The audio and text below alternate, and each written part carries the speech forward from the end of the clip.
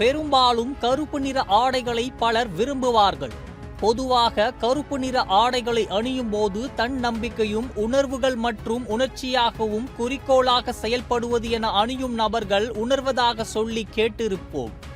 ஆனால் தற்போது கோடைக்காலம் என்பதால் கருப்பு நிற ஆடைகளை அணியக்கூடாது என்பார்கள்.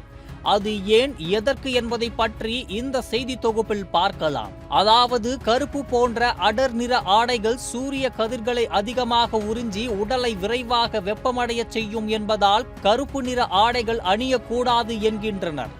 அது மட்டுமின்றி உடல் சூடாகும் போது உடலை குளிர்விக்க அதிகமாக வியர்வை சுரக்கும். இதனால் நீரிழப்பு பிரச்சனைக்கு வழிவகுக்கும். வெயிலில் கருப்பு நிற ஆடைகளை அணிந்தால் சருமம் அதிக வெப்பமடைந்து தோல் பதனிடுதல், எரிதல் அல்லது தடுப்புகள் போன்ற பிரச்சனைகள் வரும் என்கின்றனர். கருப்பு நிற ஆடைகள் உடல் வெப்பநிலையை அதிகரிக்க வாய்ப்பு அதிகம். இதனால் சோர்வு, வெப்ப பக்கவாதம் போன்ற கடுமையான பிரச்சனைகள் ஏற்படும். சரி, கோடையில் என்ன நிற ஆடைகள் அணியலாம் என்று கேட்கிறீர்களா? அதாவது வெள்ளை, கிரீம், வெளிர் நீலம், மஞ்சள் போன்ற வெளிர் நிற ஆடைகளை கோடைக்கே ஏற்றது.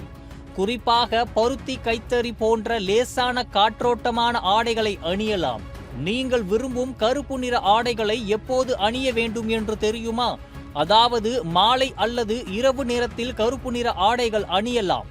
ஏனென்றால் அந்த நேரத்தில் தான் சூரியன் தாக்கம் இருக்காது, வெப்பமும் குறைவாக இருக்கும். ஆகையால் மாலை நேரங்களில் கருப்பு நிற ஆடைகளை அணியலாம். குறிப்பாக சரும பிரச்சனையிலிருந்து பாதுகாக்க கோடையில் லேசான ஆடைகளை அணிவது நல்லது.